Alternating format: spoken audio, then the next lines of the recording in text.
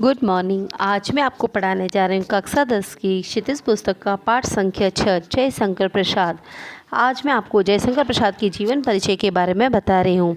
अब नए पाठ्यक्रम के अनुसार यह को आपके सिलेबस में है। जो पांचों पाठ है कृपाराम खेड़िया वो आपको यहाँ पाठ्यक्रम में से हटा दिया गया है। तो देखिए, ये छायावादी कवि हैं। मैंने आपको पहले भी बताया है कि हिंदी साहित्य के इतिहास को 4 कालों में बांटा गया था: आदिकाल, आदिकाल, भक्तिकाल, रीतिकाल और आधुनिक काल। जो आधुनिक काल हैं उसमें युग बताए दिए गए हैं। सबसे पहला भारतेंदु युग, द्विवेदी युग, फिर छायावाद, फिर है आपके प्रगतिवाद। तो ये वही है, छायावादी कवि है जयशंकर प्रसाद।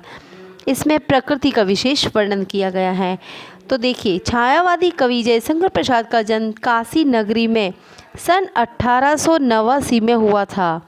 इनके पिता का नाम बाबू देवी प्रसाद, जो कि शिक्षा प्रेमी थे, जिन्हें लोग सुंगनी साहू कहकर बुलाते थे। प्रसाद जी की सुंगनी साहू इसलिए कहते थे क्योंकि इनका जो पारिवारिक काम था वो सुंगनी बेचने वाली होती हैं। जैसे तंबाकू वगैरह होते हैं, उसी प्रकार की कोई सूंघने वाली कोई चीज़ वो बेचते थे।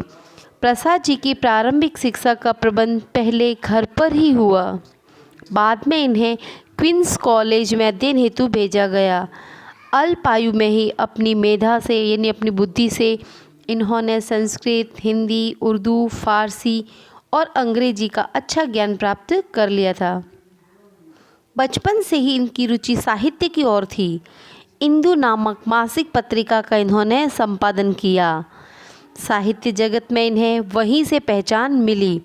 काव्य रचना के साथ साथ नाटक, उपन्यास एवं कहानी विधा में भी इन्होंने अपना कौशल दिखाया और इनकी जो प्रमुख रचना है वो निम्नलिखित है। देखिए, इनकी काव्य की रचनाएं देखिए: आंसू, लहर, झरना, कामायनी, प्रेम पथिक और चित्राधार। जब आप कवि का परिचय आएगा 2 नंबर का, तो जब आपके कवि परिचय आएगा तो उसमें आपको ये कृतियाँ भी लिखनी पड़ेगी।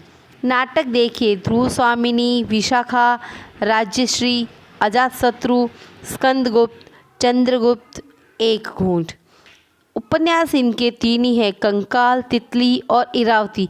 ये भी अपूर्ण है, अधूरा उपन्यास लिखा था, उसके बाद इनकी आकस्मिक मृत्यु हो गई थी। कहानी देखिए: आकाशदीप, प्रतिध्वनि, पुरस्कार, गुंडा, आंधी, छाया, इंद्रजाल। और निबंध इनका एक ही है: काव्य कला तथा अन्य निबंध। प्रसाद जी की प्रतिभा बहुमुखी है, किंतु साहित्य के क्षेत्र में कवि एवं नाटककार के रूप में इनकी ख्याति विशेष है। काव्य में और नाटक में इनका नाम अग्रगण्य है।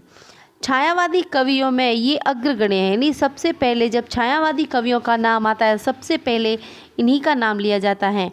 कामायनी इनका अन्यतम काव्य ग्रंथ है, जिसकी तुलना संसार के श्रेष्ठ काव्यों से की जा सकती है। सत्यम शिवम सुंदरम का जीता जागता रूप प्रसाद के काव्य में मिलता है। मानव सौंदर्य के साथ साथ इन्होंने प्राकृतिक सौंदर्य का सजीव एवं मौलिक वर्णन किया है और इन्होंने ब्रजभाषा एवं खड़ी बोली दोनों का प्रयोग किया है। जो इनकी मूल भाषा है वो संस्कृत निष्ठ है। और 15 नवंबर सन 1937 ईस्वी को हिंदी साहित्य का यह अमर कवि सदा के लिए संसार से विदा हो गया। अब जयशंकर की जो प्रभु कविता है वो देखिए।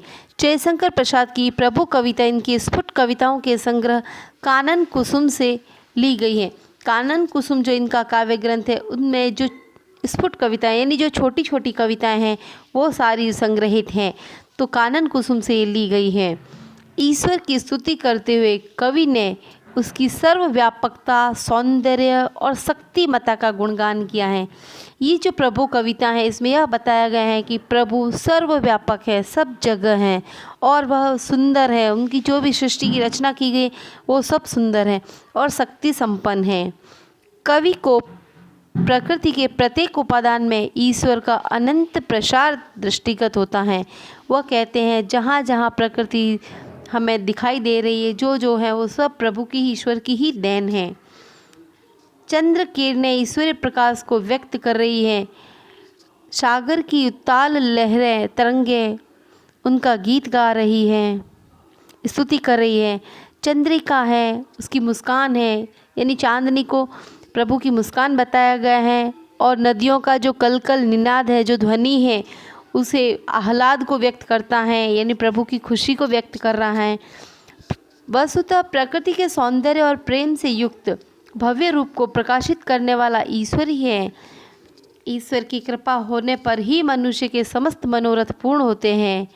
खड़ी बोली हिंदी में रचित यह कविता प्रसाद जी की भाव अभिव्यक्ति का सुंदर उदाहरण है। तत्समयी और गंभीर भाषा ने कविता को अद्भुत अभिव्यंजना सौष्ठव से युक्त कर दिया है। लयात्मकता, सरसता और मौलिकता की दृष्टि से भी यह कविता उत्तम कोटि की है। तो इसमें बताया गया है, विमल इंदु की विशाल किरणें प्रकाश तेरा बता रही हैं, अनादि तेरी अनंत माया जगत को लीला दिखा रही है। तो प्रभु की महिमा के बारे में ही बताया है, जो मैं कल कविता का आपको भावार्थ भी बता दूंगी। धन्यवाद।